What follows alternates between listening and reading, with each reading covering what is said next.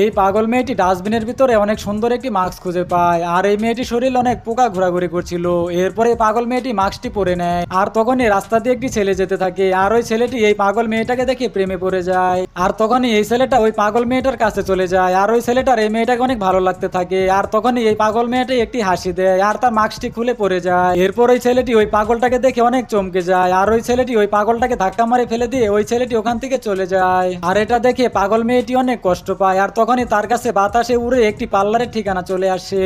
আর তখনই এই পাগল মেয়েটি একটি পার্লারের নাম্বারে ফোন করে, আর এই পাগল মেয়েটিকে একটি পার্লারে নিয়ে যাওয়া হয়।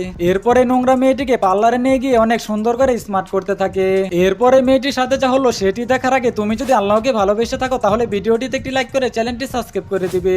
এরপর এই মেয়েটি শরীরে থাকা ময়লাগুলো পরিষ্কার করে নেওয়া হয়, আর এই মেয়েটির দাঁতটি অনেক নোংরা ছিল, আর তার দাঁতটা অনেক পরিষ্কার করে নেওয়া হয়। এরপর সবশেষে এই মেয়েটি একটি স্মার্ট মেয়ে হয়ে যায়, আর তাকে অনেকটাই সুন্দর লাগে।